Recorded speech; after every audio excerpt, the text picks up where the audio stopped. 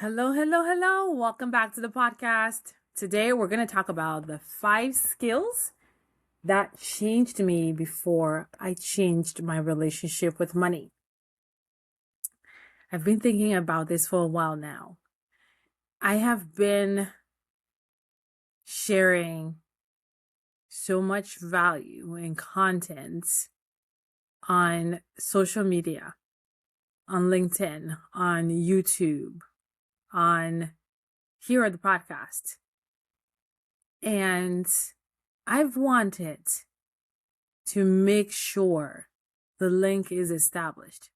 I've had so many conversations with women asking me, how did you become a money coach? And I've been able to share it in these conversations. But I don't think I've made it super clear in all of these avenues that I share our content, our philosophy, our teachings. I am the youngest of 6 sisters. I am the co-founder of Green Wealth Legacy. And out of the 6 sisters, the 4 of us created it. And why did I become a money coach? This is important because this is the reason I created this episode. These 5 skills are skills that I didn't know I needed to have before. I developed them not accidentally, but like following each other.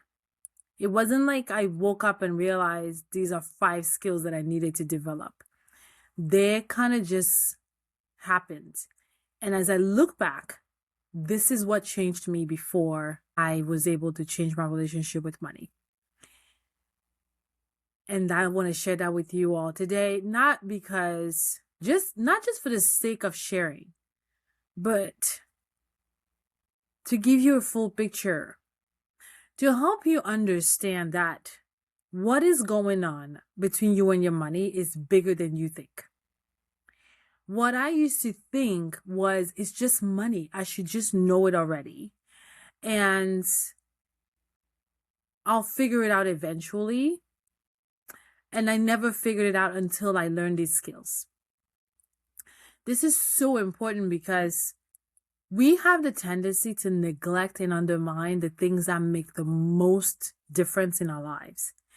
And that's okay, because that is exactly how our brain is wired. See, our brain is not wired for excellence. Our brain is wired for efficiency. So it will often try to convince us that what we're doing is not that important. What we want isn't that important. And that's where this comes from, this idea that money is just money and we'll figure it out eventually. So it's not necessary to make such a big deal out of it. But I want to tell you that it's a huge deal. It is not just money. Money is the laboratory, the vehicle where your relationship with yourself displays itself. And so if you think it's just money, then it creates a bottleneck relationship between you and your life, because you want more out of your life. But when money is just considered just something simple to ignore and to figure out as last resource, then everything else gets stuck. And that's what I learned from my own self. And that's the reason why I'm a money coach today. That's the reason why I feel so passionate about this. I have a client who has started on an amazing journey of self-discovery, because that's really where this leads you. One of her first assignment, starting to work in Money Academy in the program, was to journal her thoughts in the morning, to kind of just expose her brain to herself. That has unleashed something inside of her that she didn't even realize was there. And that's why this feels so important to share with you, because I want you to understand that what you want to create with your money matters. And you can achieve it if you take yourself seriously enough to believe in it and to go do the work and to stop believing what your brain offers you. Here is the number 1 skill that I had to learn before I even looked at my relationship with money. It's knowing my brain. That is a skill. It's a complex skill that requires different abilities. The first part of knowing your brain, or knowing my brain, was I discovered that my brain wasn't wired for excellence. See, growing up my whole life, I have been striving for excellence.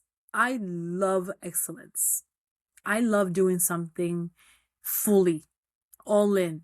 When I love people, I love them hard. I never ask for anything back.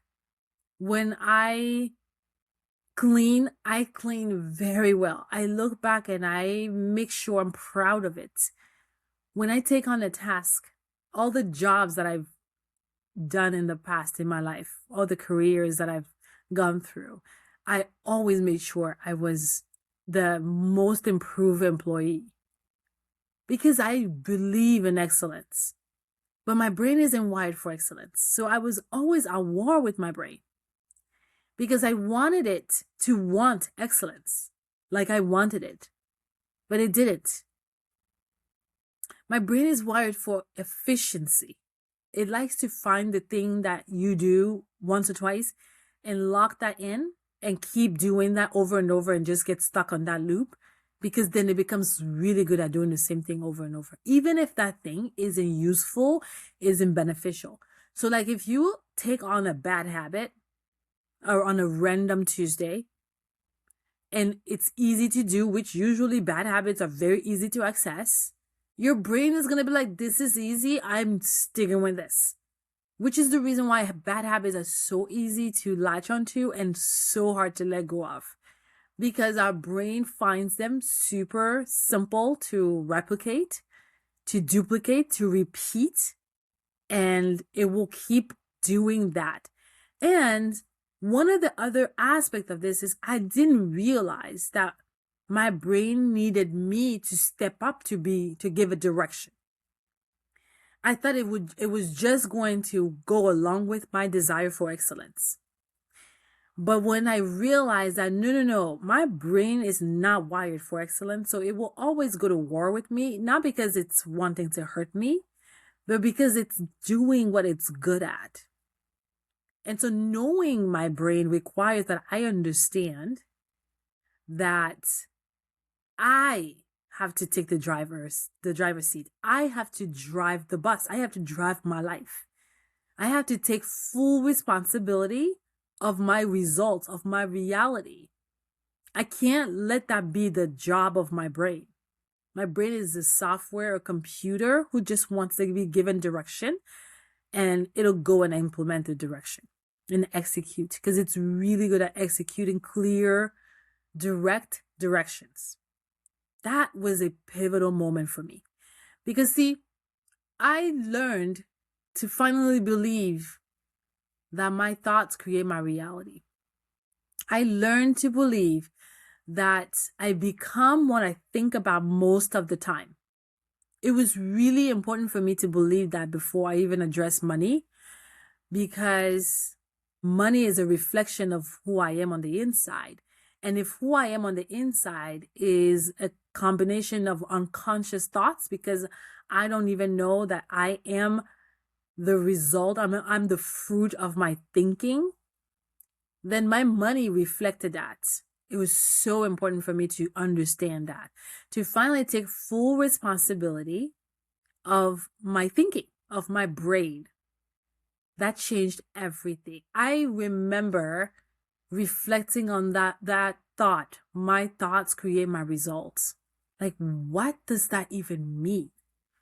I remember the first time I heard that. I was on the treadmill here at home. And I was like, hold on. I'm working out right now. So this could be a result. How did I get here? I promise you, I had never asked myself, how do I work out? How do I get to the workout? I always just got up, went to work out. It was so automatic. Until that day when I asked myself, how did I get here? And I retraced my pattern in my brain, went back to when I was in bed. I woke up. I had the thought, I like working out.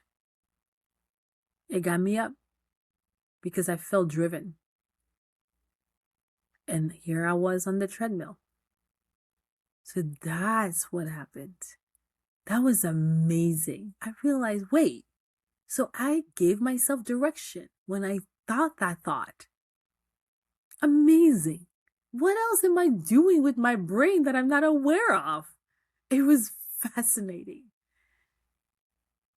And so then I started honing in that skill, like, oh, wait a minute. If I am giving myself directions with what I think about, I got to get in there and see what else am I thinking about? What other directions am I giving myself?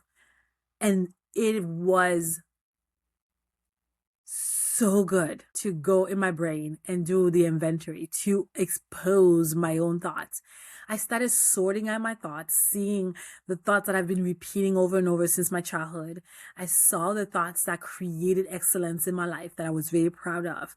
I started noticing the areas of my life that I loved, that I was excited about, the thoughts that created those things, those results. And then the areas that I wasn't so good at, that I didn't really care for.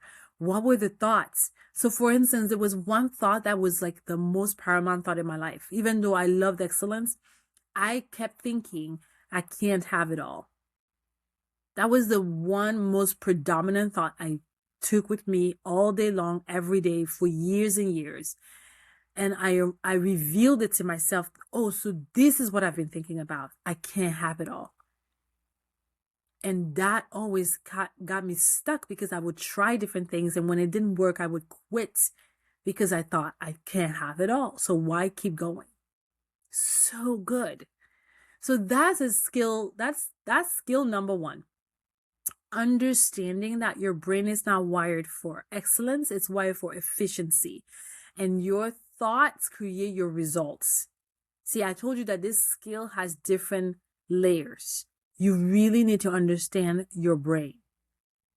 The number two skill that really changed everything for me was, now that I knew that my brain needed a driver, I had to learn how to drive my brain, not from force, from understanding.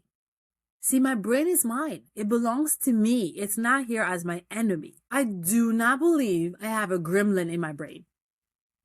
I know this is a very important psychological strategy that a lot of therapists and coaches and in the psychology world, people have used this strategy for years to help people with their inner voice and show up in their lives. I 100% disagree with this strategy for me. So I do not teach this to my clients, because what this strategy teaches me is that I have an enemy inside of me.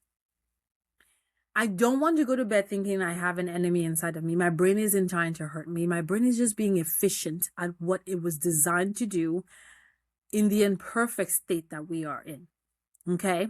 So when you think about that, for me, that means I've got to understand my brain and work with my brain. Skill number two. That means I'm not going to sit around and wait for my brain to generate motivation. I'm not going to sit around for my brain and wait for my brain to generate desire to do the hard work. That's not normal for me to wait for that, because it will never happen. My brain is wired for instant gratification, seeking pleasure, avoiding danger, and conserving energy. So I have to drive my brain to do what it needs to do, because it's a machine that is expecting me to drive it. So if I hear thoughts in my brain that aren't serving me, I'm not thinking this is the enemy talking to me. I'm thinking this is my brain just trying to do what it does best: conserve energy, avoid danger, seek pleasure. My job is to see those thoughts and to decide on purpose what I want to believe, what I want to do. And that's why I came up with a framework that was so useful, Because while learning about the brain, I discovered the brain likes frameworks. It's really easy to remember information when you put them in a framework. So this framework changed everything for me. Is ILR. ILR.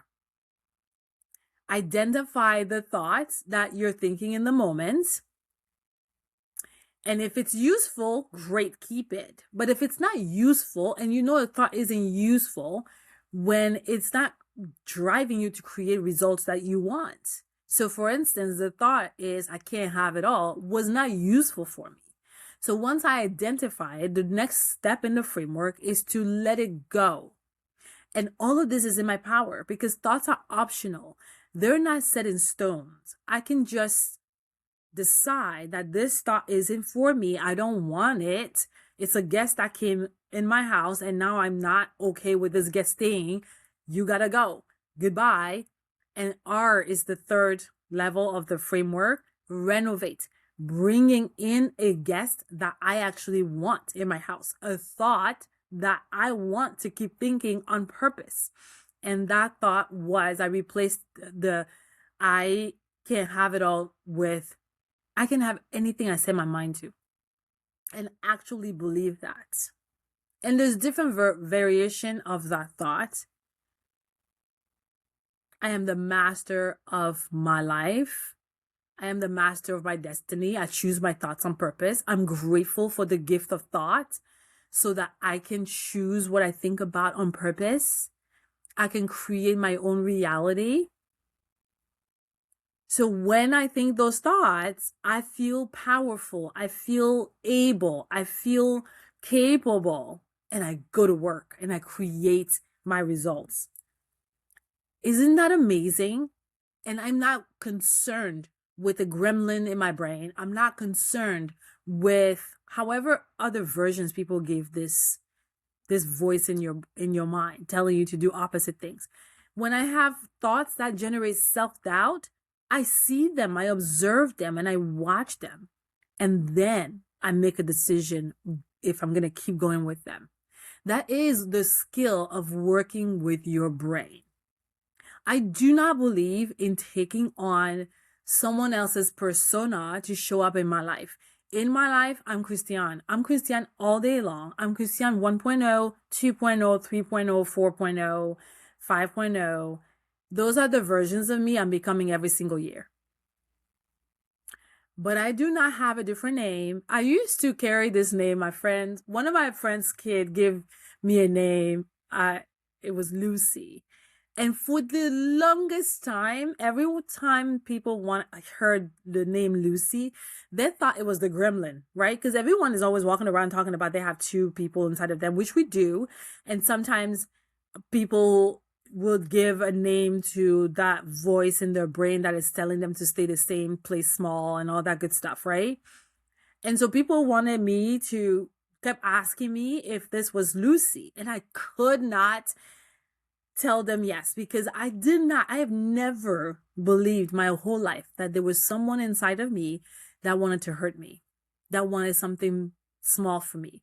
I finally understood, and I didn't know why I didn't want Lucy to be her, but I didn't call that voice inside of my brain Lucy. For me, Lucy and Christiane, they were on the same team. They wanted what was best for me. Until I discovered that I don't want to give it a name to an evil voice inside of me. All the voices inside of me just want what's best for me. Even though my brain, Amy, which is the amygdala, if you listen to the podcast anytime, I have named the amygdala, which is where all these negative thoughts come from. And I actually teach my clients not even to use the word negative thoughts. We use unuseful thoughts because they're not negative. They're just not useful to create the results you want. The negative is when we talk about emotions. You do have chemically charged positive emotions and negative emotions. That's scientifically proven. But thoughts are either useful or unuseful. They're not negative. They're not positive. Because from different perspectives, they have a different charge. So I have felt that it's really important for me to be authentic and genuine with myself. I don't believe in a gremlin inside of me. I believe my brain is just trying to be efficient. and I am all striving for excellence. So we will be at odds, and I have to take the driver's seat to tell her, let's go. You're feeling self doubt. I get it. That's normal. Keep going. You're feeling fear? No problem. We know what fear feels like. Let's keep going. We're not afraid of an emotion, which leads me to skill number 3. Skill number 3 is emotional wealth. This was pivotal for me because I grew up as, quote unquote, the emotional child. I had big emotions for a little girl. And then when I became a big girl, I had big emotions for a big girl and I could not explain them. And how did I explain my emotions? I spent money. I spent all of the money. I never kept any money. I never kept any money because I just had so many emotions coming back to back to back to back. And I couldn't make sense of them until I did. And when I did, my life changed. I realized emotional, when you label someone emotional, is really because they feel at a high intensity a whole range of emotions. Some people are limited to a few emotions, but emotional people, they have a range of emotions they're feeling, a lot of them, and they feel them deeply. So that's what I was. That's who I was. And I started learning about emotions. I started identifying my emotions that I went to often and different emotions that made me take different actions, because we do everything that we do because of how we feel, the emotions we feel.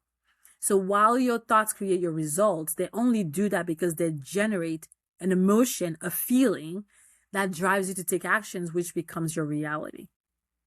And when I finally understood that, oh my goodness, the freedom I felt, I started to realize, hold on, you trying to tell me that my overdraft is a result of my brain thinking a certain thought, and I didn't realize I had power over that? My overdraft isn't because Bank of America is the worst bank in the entire universe that I would never recommend to my clients.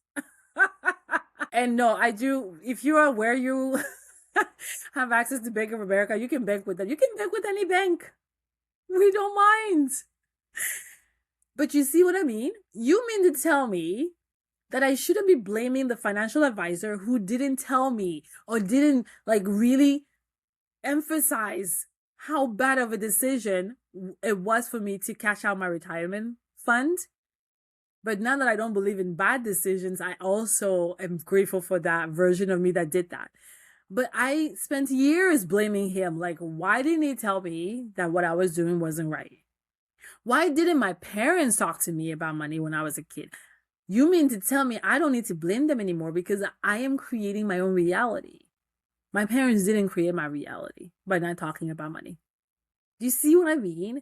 This was life-changing. And when I was having those thoughts about blaming other people for my results, what emotions was I feeling? And identifying those was empowering because I started to realize, wait, I can put a label, I can put a name to what I've been going through. And it gave me so much clarity. So I recommend you get familiar with different emotions, and expressing the right emotion for the right sensation in your body matters. I have to tell you something. Growing up in Cameroon, Africa, the country speaks 2 languages, 2 national languages, English and French. But I grew up in the French part and I spoke French as my first language.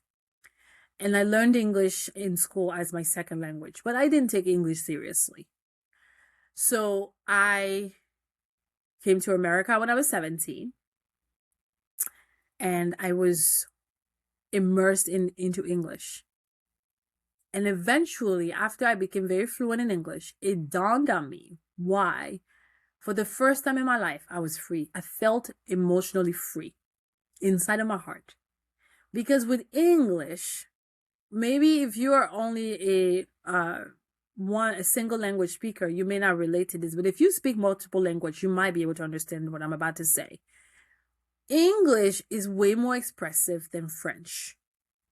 English has more words to express individual experiences versus French is a little bit more broad.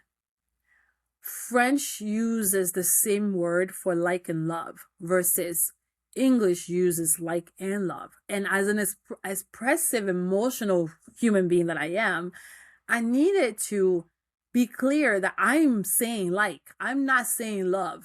And I don't want you to get confused. Then I have to explain with other words that I'm not using well to tell you that I'm talking about like, not love. That's how I felt with French. I could never express it all from the bottom. I wanted to empty myself. I could never feel empty, like completely poured out, until I became fluent in English and I realized, oh, every time I'm expressing myself, I feel very empty because I'm telling it the way I actually feel inside of me. That's how it felt when I discovered the whole range of emotions. I realized, oh, there's a difference between being joyful and exhilarated. There's a difference between feeling awesome and amazing. Interesting. So what else have I not been able to express? And I started playing with emotions. And it matters. It gives me the freedom to express everything inside of me and feel heard, even to myself, especially to myself. To be able to tell myself, I feel sad, or no, today it's not sad, it's despondent. Matters. It matters, my friend. So this leads me to skill number 4. This skill is emotional resilience. A lot of people express emotional resilience in their lives, but they're not even aware of how they do it and when they need it the most.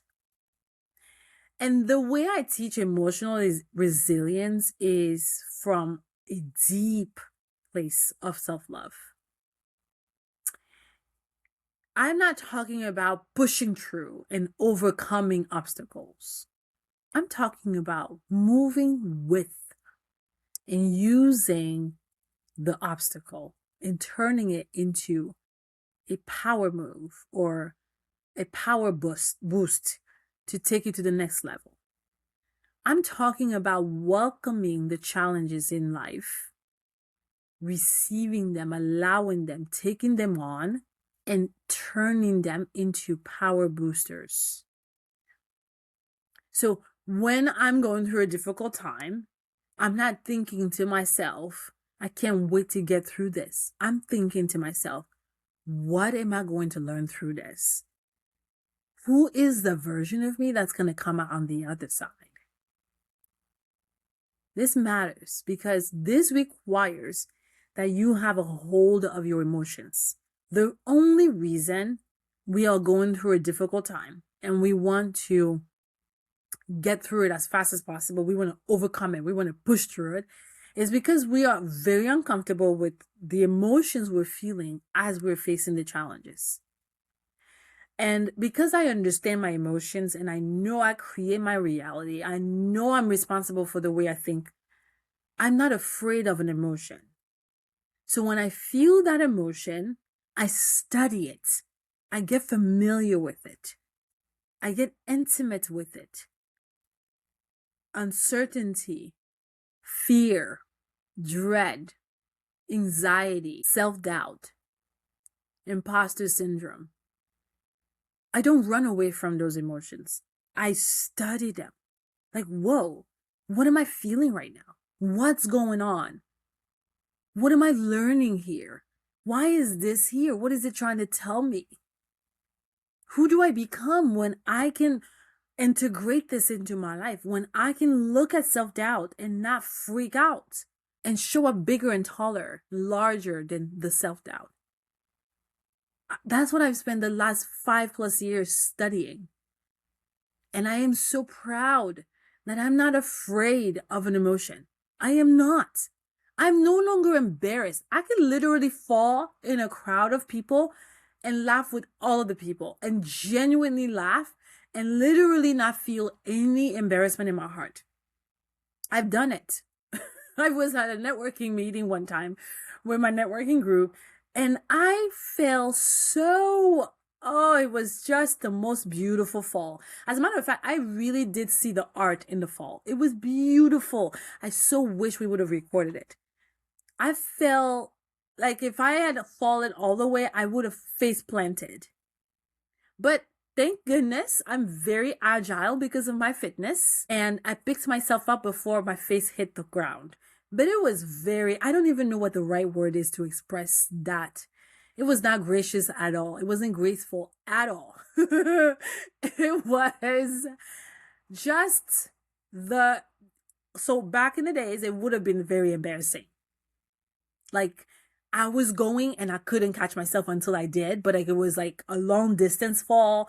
Everyone saw it. Even if you thought you were going to miss it, there's no way you could have missed it because it lasted a while. It was just really dramatic, and I did not feel an ounce of embarrassment at all. In fact, I was grateful for it because it really demonstrated how agile I was. It really made me laugh. It made everyone laugh. It was really, really fun. And I was so relaxed. I didn't tense up. It was the most amazing experience.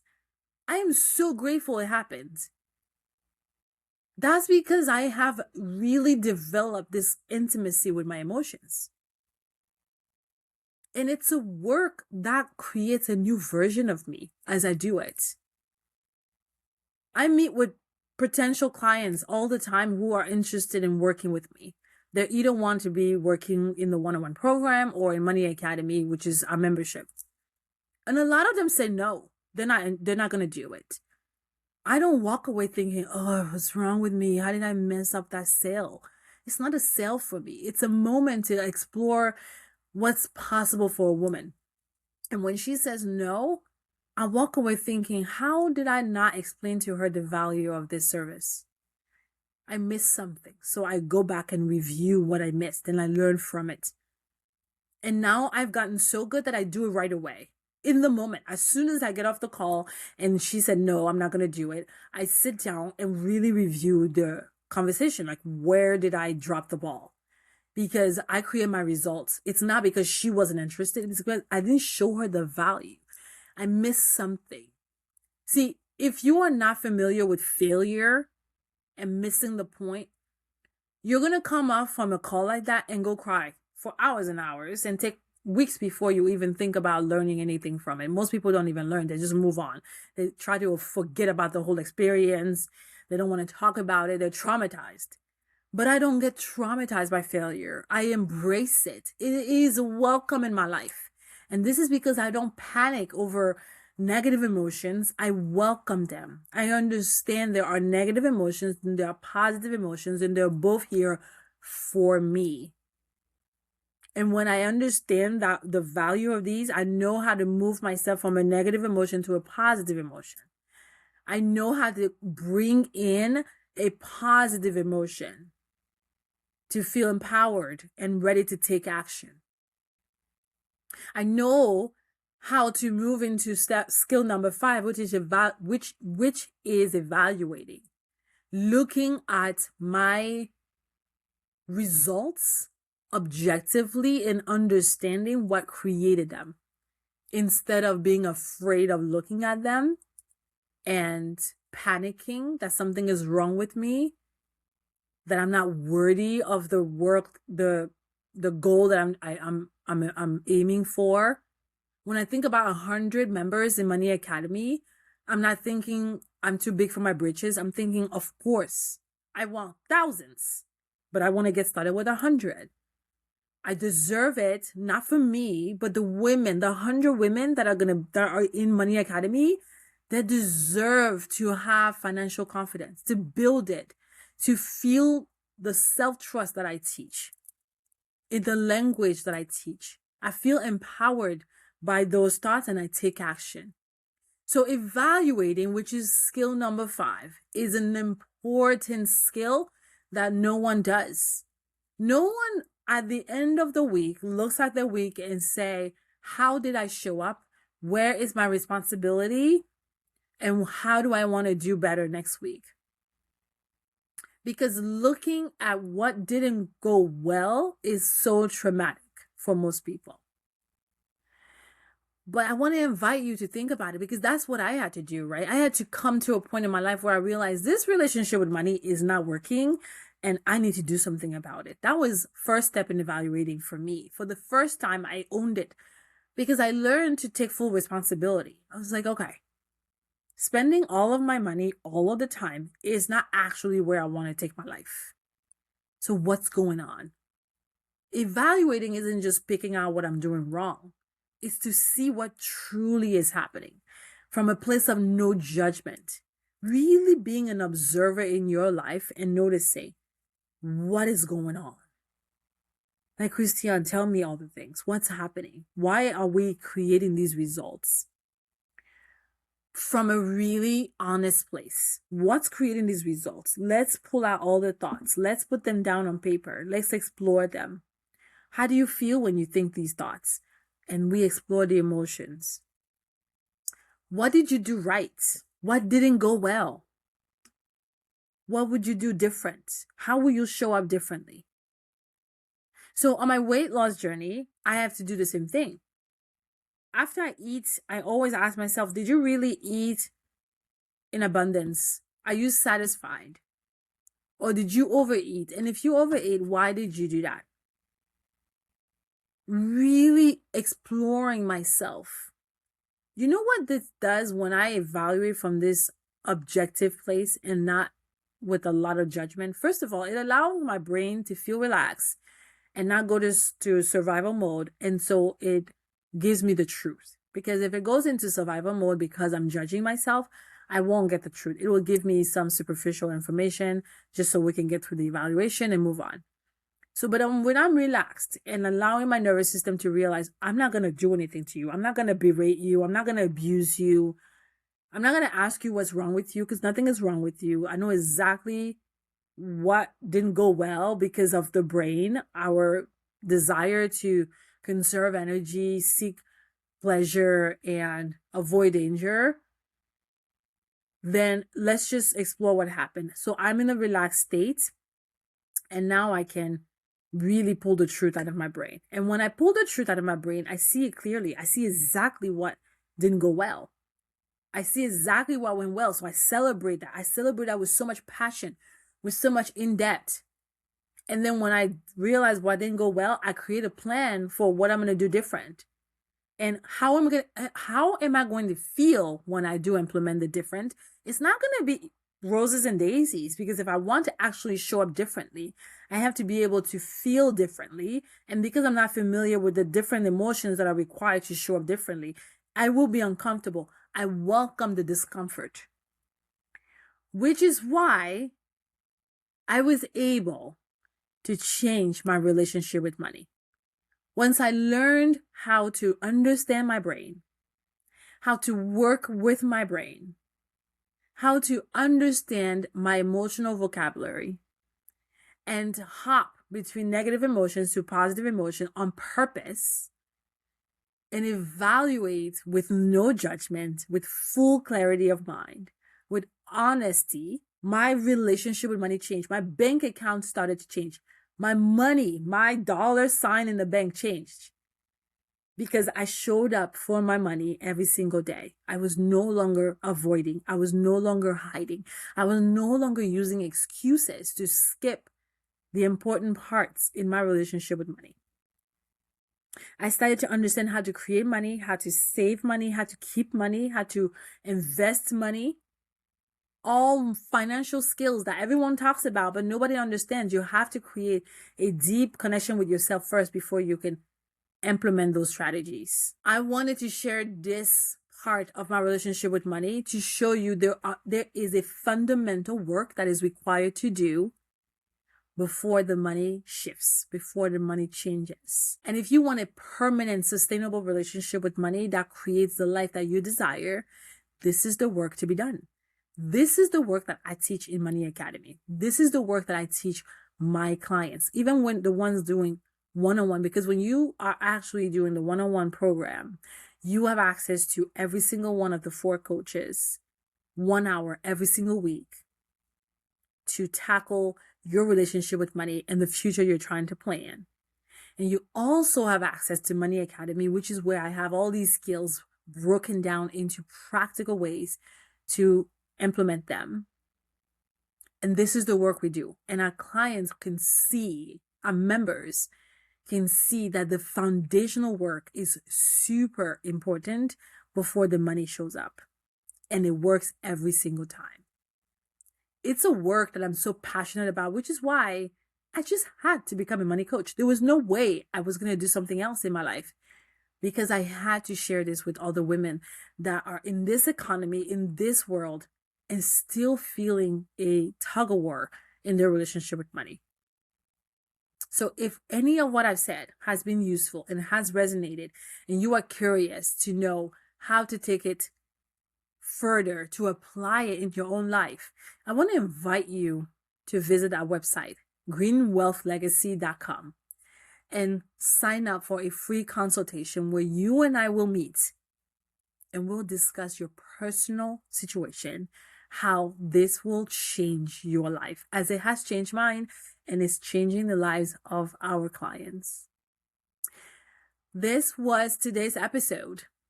And until I see you in the next one, go out and live your life on purpose.